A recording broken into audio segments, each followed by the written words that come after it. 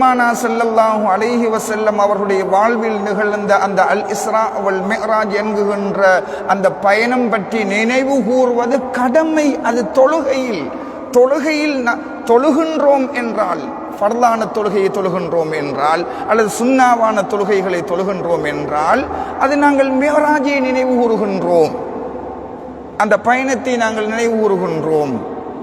அப்படி இருக்குகின்ற பொழுது அதை ஓரிரவில் மட்டும் நினைவு கூர்ந்ததாக எப்படி முடிவுக்கு வர முடியும்?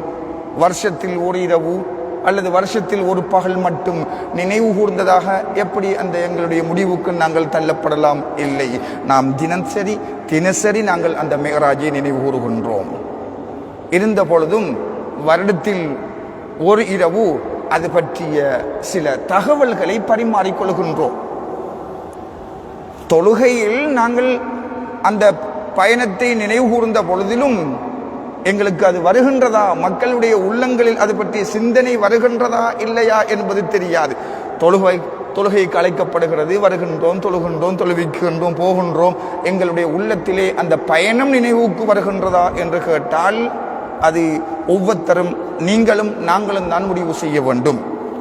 ஆகவே நாயகம் ரசூலுல்லாஹி ஸல்லல்லாஹு அலைஹி வஸல்லம் அவர்களுடைய அந்த பயணம் நிகழ்ந்த இரவை விசேஷமாக வணக்க வழிபாடுகளில் கழிப்பது, செலவு செய்து என்பது மார்க்கத்துக்கு முரணானது அல்ல, அது மார்க்கத்துக்கு சம்பந்தப்பட்டது என்று நம்முடைய அறிஞர்கள் சொல்கிறார்கள், நம்முடைய உலமாக்கள் சொல்கிறார்கள், நம்முடைய பெருமக்கள் சொன்னார்கள், கடந்த காலங்களில் சொன்னார்கள், இன்றும் சொல்லிக் கொண்டிருக்கின்றார்கள்.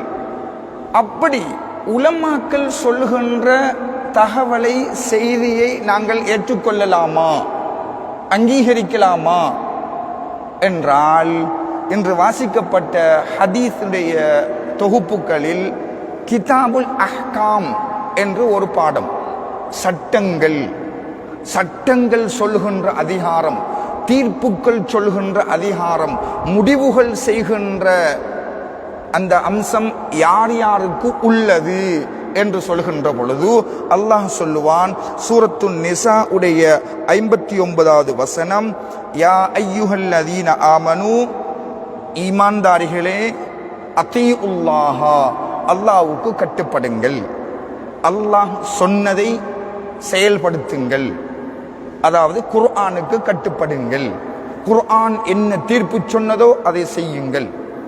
வஅதீஉர் ரசூல், ரசூலையும் பின்பற்றுங்கள். ஸல்லல்லாஹு அலைஹி வஸல்லம் அவர்களும் எதையெல்லாம் செய்ய சொன்னார்களோ செய்யுங்கள், எதையெல்லாம் செய்யக்கூடாது என்று தடுத்தார்களோ அதை நீங்களும் செய்யாமல் விடுங்கள். இது இரண்டாவது. மூன்றாவது, வஉலில் அம்ரி மின்கும், உலுல் அம்ரு, விஷயமுள்ளவர்கள், தலைவர்கள் என்ற ஒருவரையும் நீங்கள் பின்பற்றுங்கள் என்று அல்லாஹ் சொல்கின்றான். அல்லாஹுவை பின்பற்ற வேண்டும், அல்லாஹுடைய ரசூலுக்கு பின்பற்ற வேண்டும், அவர்களுக்கு கட்டுப்பட வேண்டும். உலுல் அம்ரையும், உங்களில் உள்ள உலுல் அம்ரையும் நீங்கள் பின்பற்ற வேண்டும் என்று அல்லாஹ் சொல்கின்றான். யார் இந்த உலுல் அம்ர்? அல்லாஹ் என்றால் தெரியும், ஸல்லல்லாஹு அலைஹி வஸல்லம் அவர்கள் என்றால் தெரியும். இந்த உலுல் அம்ர் என்றால் யார்? அந்த குர்ஆன் வசனத்துக்கு அடுத்த ஹதீஸ் ஸல்லல்லாஹு அலைஹி வஸல்லம் அவர்கள் சொல்கின்றார்கள், மன் அதாஅனி ஃபகத் அதா அல்லாஹ், எனக்கு யார் கட்டுப்படுகிறாரோ அவர் அல்லாஹ்வுக்கு கட்டுப்பட்டு விட்டார். வமன் அஸானி ஃபகத் அஸல்லாஹ், எனக்கு யார் கட்டுப்படவில்லையோ அவர் அல்லாஹ்வுக்கும் கட்டுப்படாமல் போய்விட்டார். வமன் அதாஅ அமீரி, அமீரை, என்னுடைய அமீரை யார் பின்பற்றுகின்றாரோ,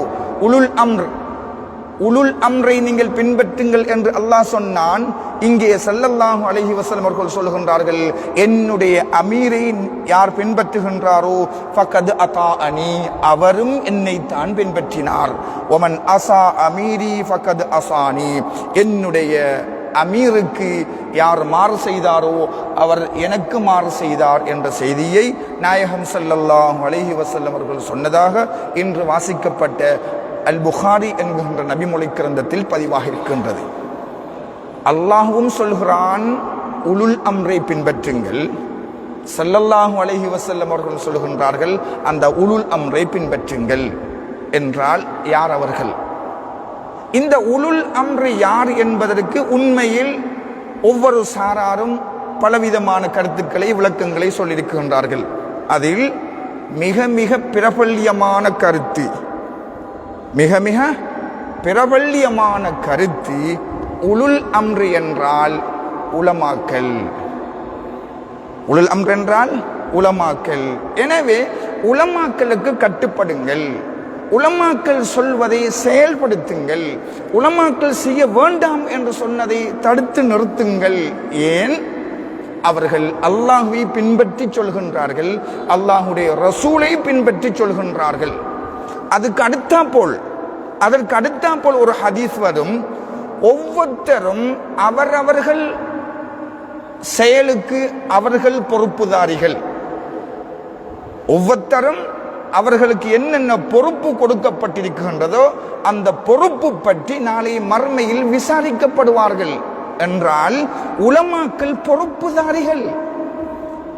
அவர்கள் சரியாக செய்கின்றார்களா, பிழையாக செய்கின்றார்களா, அவர்கள் சரியானதை சொன்னார்களா, பிழையானதை சொன்னார்களா, அவர்கள் சரியானதை செய்ய சொன்னார்களா, பிழையானதை செய்ய சொன்னார்களா என்ற விசாரணை நாளை மறுமையில் உண்டு. நாளை மறுமையில் அவர்களும் தப்பித்து செல்ல முடியாது. எனவே உலமாக்களுக்கு நீங்கள் கட்டுப்படுங்கள் என்ற செய்தியை இந்த குர்ஆன் வசனங்களும் ஹதீஸ்களும் சொல்லும்.